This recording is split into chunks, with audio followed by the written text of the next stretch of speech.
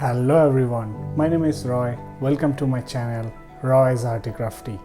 So in this video we'll be discussing on Assamese handwriting and we'll try to improve how we can improve the Assamese handwriting. So এইটো ভিডিওত আমি অসমীয়া হাতৰ আখৰ কেনেদৰে ভালকৈ লিখিব পাৰি হেতু চাম আৰু এইটো ভিডিওত কেৱল এসেন্ডাৰ্ছ পাৰ্ট লৈ ডিসকাস কৰা হ'ব। এসেন্ডাৰ্ছ মানে হস্যইকা দীৰ্ঘইকা যিবোৰ লাইনৰ ওপৰত থাকে চন্দ্ৰবিন্দু।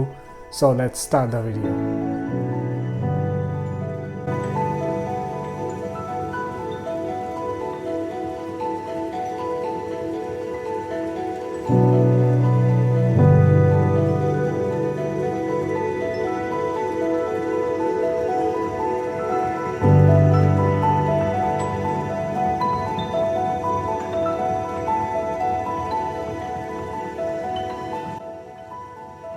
আৰু এইটো উদাহৰণত হস্যইকাৰ দেখুওৱা হৈছে দুটা হস্যইকাৰে যাতে একে থাকে প্ৰায় দেখাত একে হয় আৰু টৰ টিকনি আৰু হস্যইৰ টিকনিটো যাতে একে থাকে আৰু ইয়াতে দীৰ্ঘই আৰু হস্যইকাৰো দেখাত একে যাতে হয় মানে গোটেইখিনি লিখাত প্ৰায় একে সমানে দেখাত এইটো হাতৰ কাৰণে ভাল হয়।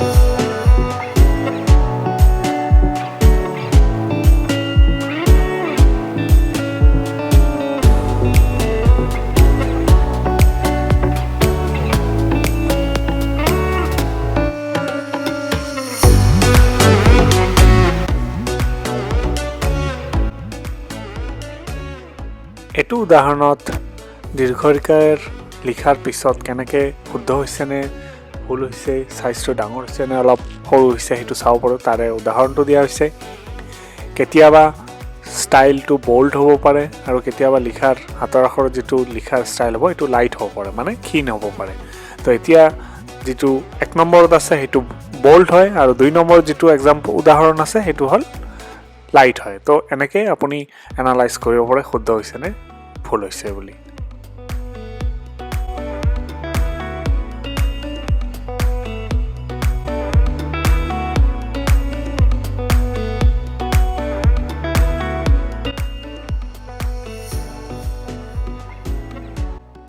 এইটো উদাহৰণত দীৰ্ঘইকাৰটো এনেকৈ লিখা হৈছে যেতিয়া কিবা এটা বেলেগ আখৰৰ কাৰণে সৰু বা ডাঙৰ হ'ব পাৰে। যেনে এক্সাম্পল উদাহৰণ হ'ল ধৰ পিছত যেতিয়া দীৰ্ঘইকাৰ থাকিব নৰ্মেল হাতৰ আখৰ লিখাতে সেইটো চাব লাগিব কাৰণ যে ধৰ মাত্ৰা নাই আৰু যেতিয়া দীৰ্ঘইকাৰডাল লিখা হ'ব মানে সাইজটো যাতে মেইনটেইন থাকে মানে একে থাকে গোটেইখিনি বাকী দীৰ্ঘইকাৰৰ লগত। তো সেইটোৱে এক্সাম্পলটো দেখুওৱা হ'ল।